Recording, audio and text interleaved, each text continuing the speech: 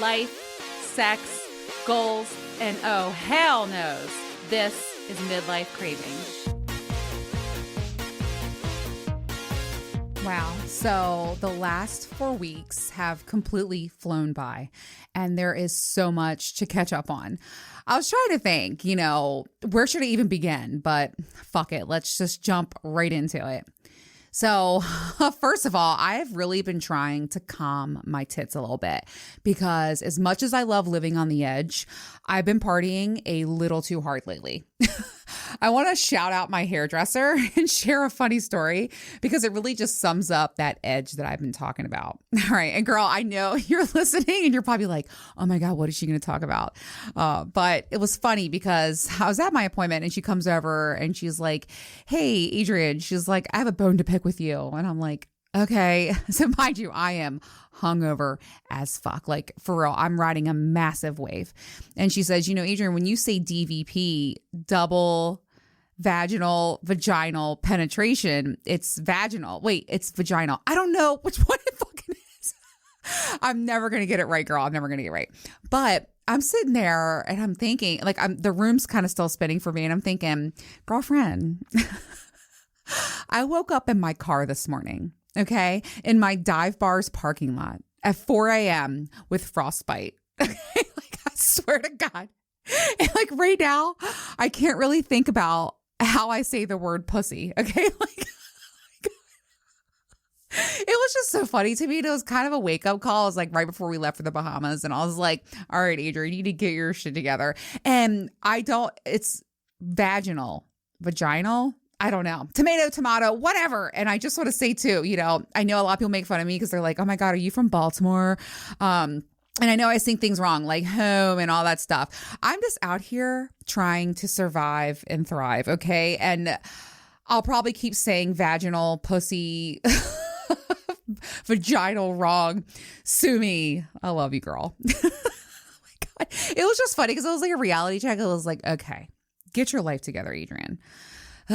So coming off the heels of that night where I woke up in my car with frostbite, it was time to catch a flight to the Bahamas and warm things up,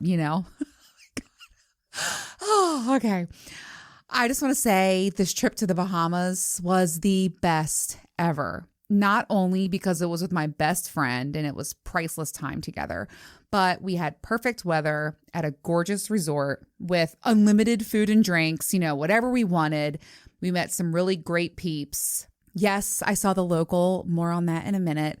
And it was just a really fun, relaxing, amazing getaway. Like if you are looking for a reason to book that trip with your bestie, consider it this, okay? I'm telling you, like it was amazing. We started every day at the gym and then we went on a long walk around the beautiful resort, the beach, the pool. Then we sat down and had breakfast. We went to the coffee shop every morning, had coffee and a little treat. And then it was off to the pool, the beach, lunch, happy hour, dinner, just whatever the fuck we wanted. It was so nice to do that. There was no one bothering us. No one was asking us for shit. And it was a true vacation. All right, so listen, we were there to celebrate Catina's birthday, okay? And I decided, I was like, hey, we're going to do like a hibachi dinner to celebrate you. And it was awesome because she actually let me celebrate her birthday. She hates her birthday. She probably hates the fact that I'm talking about her birthday. But I got her this sash and it said older, wiser, hotter, and, some decorations for the room and stuff. And she really let me like live in all my glory with her. Like, I was like, we're fucking celebrating you. And she was like, nobody knows me here, so that's fine. Begrudgingly, no, just kidding. We went to this hibachi dinner, right? And we're having a good time. Like, I'm just here to celebrate my girl's birthday. And we're sitting there, and this girl at the end of the table was staring non-stop. I wasn't trying to bring too much attention to it because I was like, all right, this is all about Catina's birthday. Like we got birthday singers. But eventually I was like giving her eyes and I'm like, me and Catina, we don't even got to talk. And I'm like, what the fuck? Like, what the hell? I'm thinking, is there a dick on my forehead? Like, what is that girl looking at, man? So eventually I was like, all right, I got to go pee. So I head to the bathroom and I swear to fucking God, this girl bursts in the door behind me.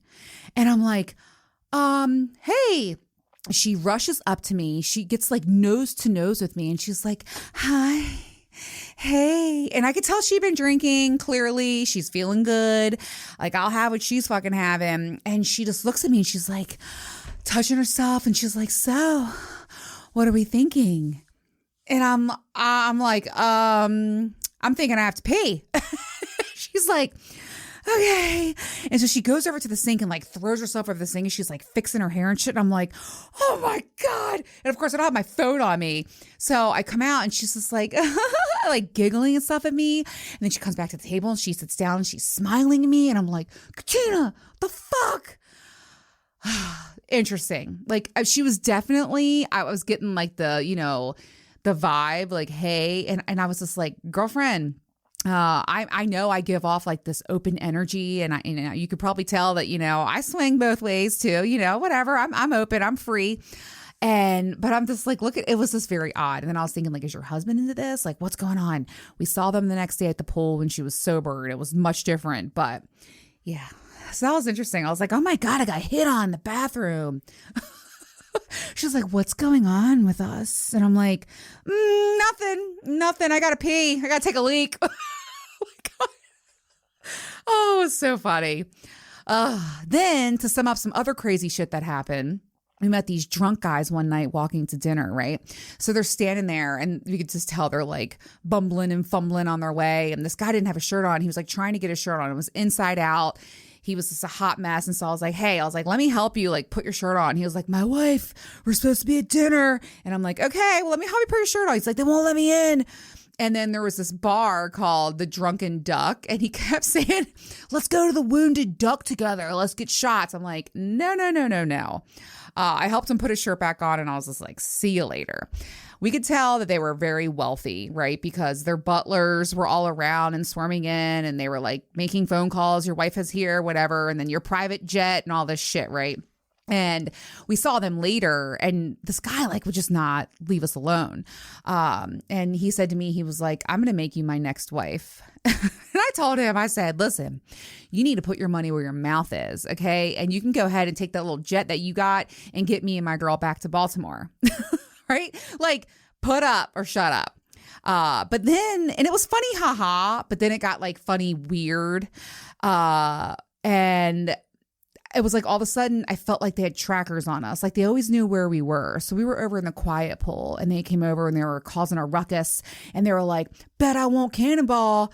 Mind you, these are men in their 60s, by the way. And their attitudes were funny, but the one guy, his alcoholism, it was dangerous. I had a lot of PTSD going on. I was like, I don't like that fucking dangerous alcoholism shit. But they were doing cannonballs. They followed us to karaoke. And then even after we ditched them at karaoke, they followed us.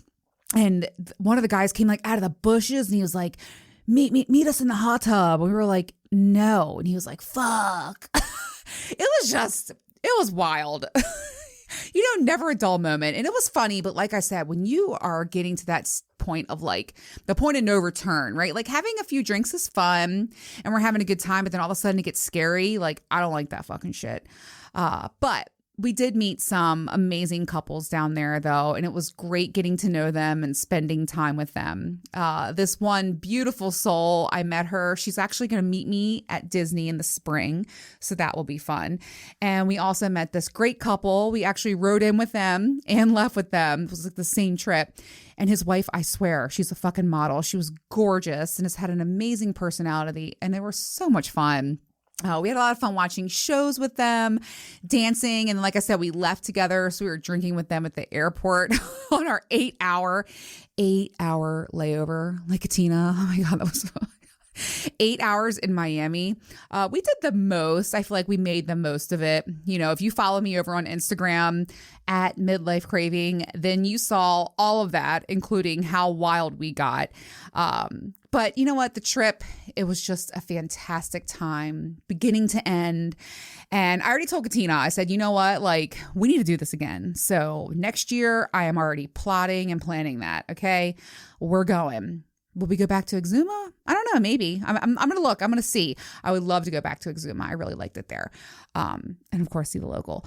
But I just told her, I said, we have to do this again. All right, all right. I know what you really want to hear about, and that is my time with the local. For those of you who have been longtime listeners, you know him from episode 19. But in short, I met him in Nassau in 2021 when I was stuck there with COVID. It's a wild story. It's worth the listen. So head back to episode 19 if you haven't heard it before. But we have stayed in touch over the last 2 years. And I knew when I booked Exuma, where he lives, that I definitely wanted to see him again. So we had been in touch, and he's like, hey, I'm really excited to see you. I was like, yeah, me too. And we started talking more, and he was like telling me about stuff. And I, was telling him about itineraries and what we were up to, whatever. But the night of, I like, can't believe I'm saying this, but I was nervous to see him. Catina and I went to the Wounded Duck, the Drunken Duck pub, and I actually did a shot to calm my nerves. And Catina was like, this is weird. She's like, and I'm like, I know, I don't know why. It just had been so long since I've seen him. And I remember the connection and the passion that we had the last time. So I was like, is it going to be like that again? What's going to happen? Before I knew it, we were walking out to the front, and he came to pick me up. Catina got to meet him, which was really nice. And he was so sweet. He was like, happy birthday. And it was just really nice.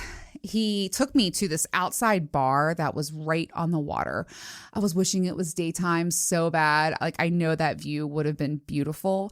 But it was still really nice and just fun. I like to explore on the island, right? Like, to me, that's like what I love. I love meeting new people, exploring different areas, trying new things. And it was a good time, but I still was like a little nervous, and I'm like, is he into me? Because like, I'm into him. Is he into me? But then eventually, like halfway through, I just started to feel immediately comfortable with him, just like how I did last time.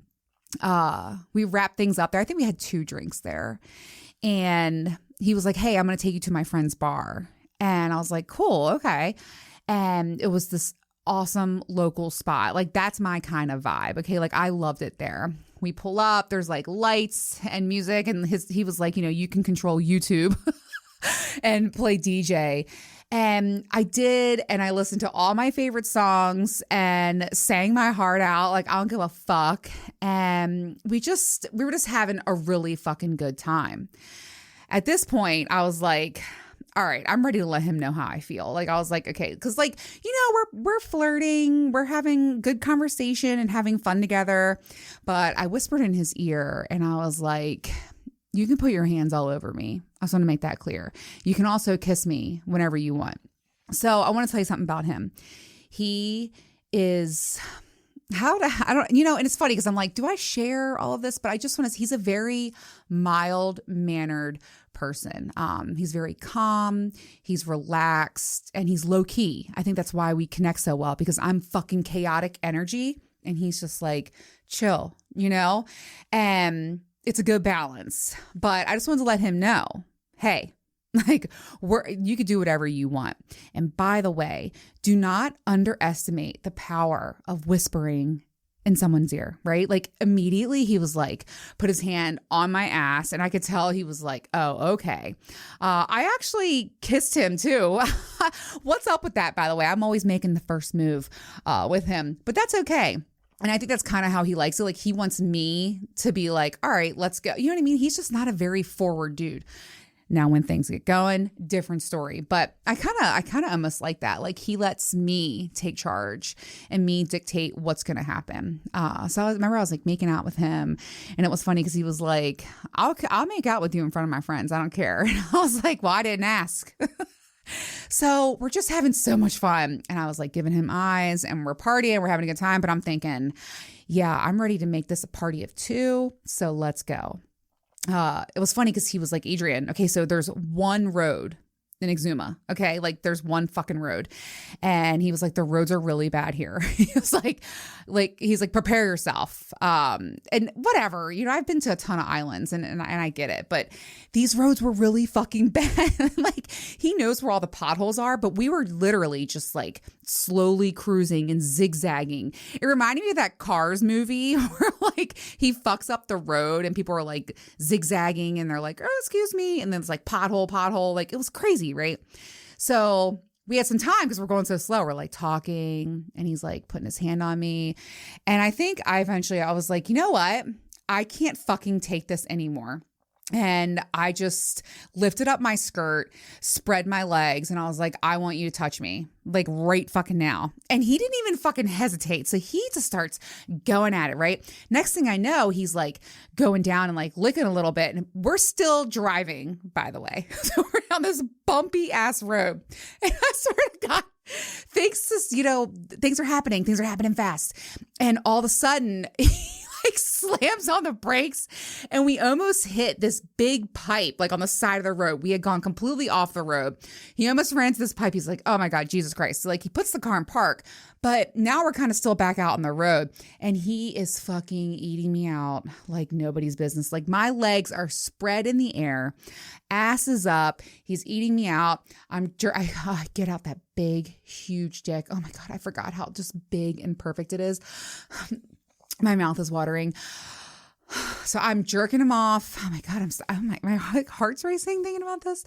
And it's intense. Okay. Like we have our hands all over E-fuck. I mean, it was out of control, like chaos in there. All of a sudden there's like cars going by and I'm like, oh my God. And he's like, it's fine. I know everybody here. He's like, nothing's wrong. Everything's fine. I'm like, okay. I fucking squirted all over this car. Okay. I think it hit the windshield, but the shit was out of control. And at this point, he's like, I want to fuck. I'm like, I want to fuck too, but I'm not fucking in this car. I'm like, hurry up and get us back to your house. So he takes me to his house and I was really excited to see, where he lives and stuff. Unfortunately, it was so damn dark, but there were some beautiful stars.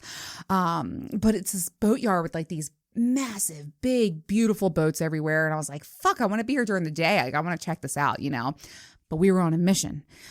He lets me in and his house was really nice. It was very clean. And I ran to the bathroom. I was like, listen, I got to go to the bathroom. I knew we were about to fuck for hours. And I come out and like his room is just like beautiful. And he has like his bed's all nice and made. He had a candle lit in the corner. I'm like, oh my God. But it was really, really nice. And I actually took a moment and I said, hey, listen, because like I started to get a little nervous because he's big, the biggest I've ever seen. And I'm like, hey, a lot has changed since we fucked 2 years ago.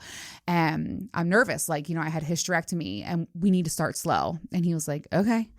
And we did. And it was so, it felt so good to fuck. And it was very slow and passionate and intimate. I'm going to talk more about that in a second, but I don't know. It just felt so good to fuck. And I'm going to tell you this right now. I took the entire fucking thing this time. Okay. Like I was like, pound that pussy. It was so, oh my God. And he also, oh my God, he eats my pussy like nobody's business. And he does that thing I like, like I love like the front to the back. If you're listening, and thank you. And I can't wait for you to do it again. Nobody does it like you do. And I just want to say too, like my mind is racing right now. What I love about his cock is how it's so big. It just like never falls out. So we're changing positions. We're moving around. It's still inside me. I'm like, oh my God. Like it's amazing. Like I love that. Oh, I just love that thing. It's so big. It's so hard. God bless him. Okay.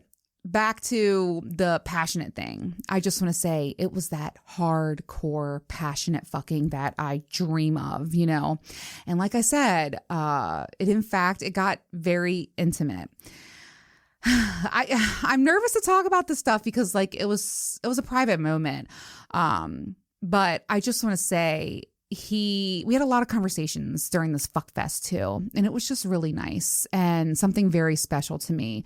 There's so much I could say, but I don't know. He looked at me seriously and in the eyes and said, Adrian, you deserve the world. Like, you are so beautiful. And I'm sorry. Like, I'm telling you, it was like seriously super intimate and just really, really fucking sweet. And he was like, I know you're out there doing your thing. He's like, don't settle for anything. He's like, you deserve the world. Like, this is how it should be every time. And I don't know, for me, someone who's like, I'm the girl that don't have no feels, and I'm the one that I'm always like, oh, ice queen. I let my walls down for him, which is rare, but I did, and it felt really good. So it was just really nice. And then he would follow it up with, shh, be quiet. Oh, it was funny. It was so fun. And he would choke the shit out of me. Oh my God. Something funny. So I was like, listen, I'm parched. I was like, I'm so thirsty. It had been like 2 hours of just destruction with each other. And he was like, don't move. I'll go get you a water. I was like, okay. So he comes back in and he's like, and I was like sitting up. He's like, no, you're not getting up. And he immediately like goes right back inside of me. And he's like, I'll do it for you. And so I'm like laying there and I'm looking at him and I'm like, what is this? Like some baby bird? He's like feeding me water. It was fun. It was a good time. I also had a chance to suck his dick. And let me tell you something. He loved the way that I sucked his cock, and I took it the best that I could. He was like, you're going to suck the soul out of me, girl. And it was seriously so nice. It was really amazing, a special time that we had together. And I just have to say this, it's that elusive connection. You can't bottle it up. You can't sell it. It just is. And when you have that with someone, it just makes things that much better. Like that next level shit, the shit that we all want and dream about. And I had that with him, and it was so much fun. I have to stop thinking about that. All right. So he takes me back to the resort, and, we had good conversation on the way home, like zigzagging through the potholes. We were laughing as we rode past the pipe where I was like, oh my God, like we almost hit that. But what was so funny is he takes me back, and the guard at the gate, cause he was like, hey, listen, I'm not going to drop you off down here. Like, I want to take you in. Like, I don't want you walking up there. He's like, I'm going to make sure you get in. And cause Sandals is extremely strict about like people coming on to the resort or whatever. And we pull up, and the fucking guard was dead asleep. Dude was fucking sleeping. And we tried. We were like honking the horn. I was like, yo, because we were going to say, put the thing up. We'll be right back. Like, he's going to drive me in or whatever. He would not fucking wake up. And it was funny because he was like, you want to fuck here? And I was like, no. I was like, listen, there's cameras everywhere. I'm not going to get banned from Sandals for the rest of my life for fucking outside. But then I was thinking, like, the fucking guard was dead asleep. Whatever. We said our goodbye, and then out of nowhere, as I'm walking back, there was like this massive rainstorm. Not once did it rain any other fucking time, but it starts pouring out raining. So I'm like running back to the room. I'm like, oh my God. Mind you, it's like 4 a.m. And I get back to the room and my key won't work. I'm like, oh shit. So I had to call Catina, wake her ass up. By the way, shout out to her. What a great friend. She lets me go out, fuck, come home late, doesn't care. Like we love a supportive bestie. Okay. It was so much fun. I also want to say, I wasn't horny for like 2 entire days after that. All right. 2 days. I was like, nope, I'm good. But of course, when I came home, I was again fiending. And I want to tell you about something new that I've explored with my suction-cupped-dildo. Okay. I'm trying to think, how am I going to explain this to you where you could be like, oh, I get it. Okay, so I'm sitting at my podcast table, which is funny because I'm like, oh, I fucked this table. So usually with my suction-cupped-dildo, I've talked about how I'll stick it to my shower wall, or it sticks to drywall, right? Like I'll stick it to drywall or the headboard, whatever. And it's been a lot of fun. Well, I was looking at the table leg, and I was like, you know what? That's wide enough for that suction cup. And I really, really wanted like penetration. I guess because I had so much with him. And so I stuck it on there. And as I was like backing up into it, I realized that my legs could go on, the opposite sides of where the dildo was. And so I was able to really spread my legs and really get deep penetration. I know it sounds crazy. I'm like fucking my podcast table, but guess what? I don't care. It felt so fucking good. And like I said, like compared to a wall or, you know, a headboard where it's flat, you can only move your feet back so much. And this was like super comfortable. So I'm going to be fucking desks. I fucked the desk upstairs. I was like, let's see if this one works. And it did. It's funny because I actually sent him a video of it and I actually squirted. Like it fucking made me squirt. Okay. So if you have a dildo with a suction cup, well, we all should have one. If you don't have one, get one. Send me a DM on Instagram if you want me to give you a recommendation, but stick it to it's like the post, you know what I mean? So you can spread your legs around it. I even like laid down and fucked myself that way. 10 out of 10. Highly, highly recommend.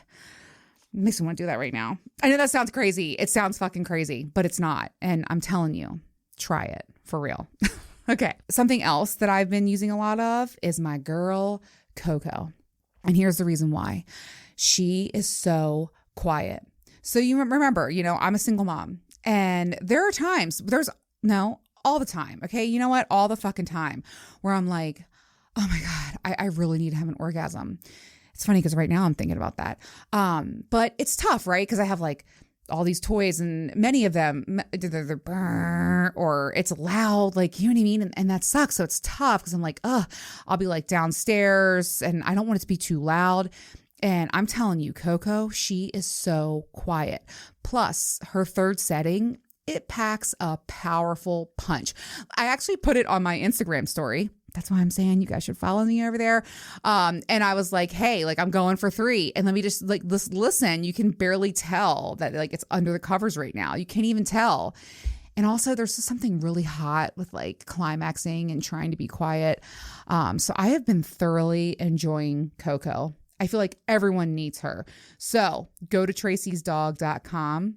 Use code CRAVERS20 and get 20% off. I think she's like $23 right now. So you're going to get her for under $20. I just cannot even tell you how much I'm loving this toy. And it's great to use with a partner, again, because she's so quiet. And she's almost like a larger sized bullet vibe. And so you can use it when you're getting fucked from behind. You can use it when you're trying to hide it quietly. I mean, honestly, I could have it between my legs and be out in public. No one would know.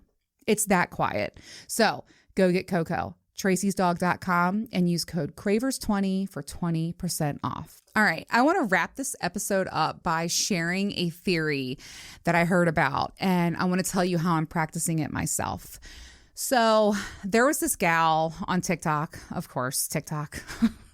And she was talking about how she was really struggling in life. She was going through a divorce and just really having a tough time. And so she queued up all of her friends and she said, hey, I'm scheduling a 90-day dinner. And I was like, 90-day dinner? And she said, it's a theory that I'm going to set this date 90 days from now, you know, a date with me and all my friends. We're going to hold each other accountable to it. And I am going to feel better and be in a better place by that date. And I love that. I thought, you know what? That really makes a lot of sense. It not only gives you something to look forward to, but it moves the goalpost, right? Where you're like, you know what? I have time. This is not going to be forever. And by the time I make it to that dinner with my friends, I'm going to be better. I'm going to be in a better place. So as overwhelming as this is right now, you know, like this is something to look forward to and I'm going to get better.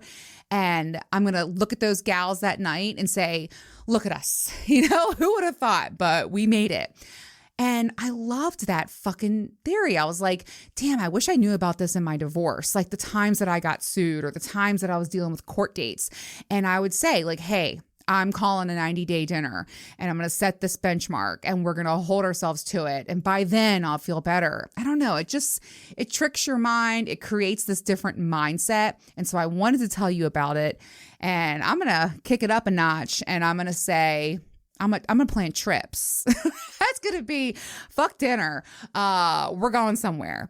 And so I was telling Catina and I also told her, I said, you know, a lot of shit happened to me this year. Feels like last year. You know, my house flooded. The garage door fell off. The fucking God, the fence fell over. My HVAC exploded. I almost died of a tonsillectomy. I had cervical cancer. Like I had to get a hysterectomy. Like crazy shit, right? Like a fucked up year. But we had Bahamas in November. And it was always just like, you know what? We're going to fuck shit up in Bahamas. You know what? We are going to be in paradise together. And we worked out for it. We looked forward to it. We were like motivated about it. And so that's what I'm going to start doing. Like in a 90-day dinner, that's cool. I'm about to be doing some 90-day, 180-day trips, right? And I was telling Catina, I said, you know what? Like, that's why I really want to take another trip next year because I don't know. It's just that theory and that mindset of we have something to look forward to. I don't know. Something to be said about that. So try that. If you're in a funk right now, I think a lot of us can relate. Look, we're all riding the struggle bus at different times here. And I don't know, I just really felt like having something to look forward to, calling a 90-day dinner, booking a weekend trip with your best friend, or, heading to Sandals and Exuma, whatever it is for you, try it. I don't know. I just think it's a really positive thing. So I wanted to share that with you. All right, so coming up on the next episode, I am finally going to discuss the mismatch in sex drives. A nympho meets a prude and then they get married. No, but I really think this is going to be a great episode, and I've been doing my research, so I'm going to have some tips and tricks for you. I also have a lifestyle event coming up next weekend with a hot after party date. I'm also working to connect with Candace from unicornlanding.com. I'm hoping I can meet her. She's coming to Baltimore early next month. And so I'm hoping to meet her and record with her. And I'm still in contact with Viking from TikTok to discuss sex life after lockup. I actually just spoke with him this evening in his live, and he was like, hey, I'm definitely going to do it, girl. Like, we're going to make this happen. All right. Also, I need to get some of my guests back here in the studio. My regulars. I got to have Zach back. I'm going to start pressuring Uncle Mel, and I want to get Catina back in here too. There's so much fun to be had. All right, now for some housekeeping notes. Christmas is coming. Coming. And listen, don't forget that you get that 20% off over on tracysdog.com. That applies to everything. So treat yourself or someone you love this holiday season. I mean, what could be a better gift than telling someone, go fuck yourself? That's what I do to all my friends, but also a great way to treat yourself and relieve some stress over the season, And I love that it applies to everything. So don't forget to use that code Cravers20. All right. And remember that, you guys can listen to me every Thursday as well over on Toy Stories podcast. We are already up to episode 24, which is just crazy to me. And that show drops every Thursday. I discuss a lot more about toys over there. And also, I focus on sex positive topics and really can speak a lot about them. I feel like midlife craving is more, it's like me. It's my life, right? My journey that I'm openly sharing with you. And there's a lot of fun stuff there in between. But Toy Stories is where I can really focus on, a specific toy that I just got that I love, how I use it, when I use it, tips for using it, or on a sex positive topic, like building your confidence in the bedroom, stuff like that. It's a lot of fun. And by the way, you can watch me over on YouTube. That's Toy Stories podcast, dropping every Thursday. And lastly, I'm tired. I just want to be sure that if you're following me over on Instagram at Midlife Craving, you need to follow me there. I share so much in my stories. And if you're listening and you like the show, I would really, really appreciate it if you subscribed and left me a rating. I hate to be that way. I'm like, oh, tell your friends about now. But it really does make a difference, especially in the rankings and all that shit. And everybody's looking at that. So enough work talk. It's playtime. And I think I'm going to go stick that dildo back on the side of this table.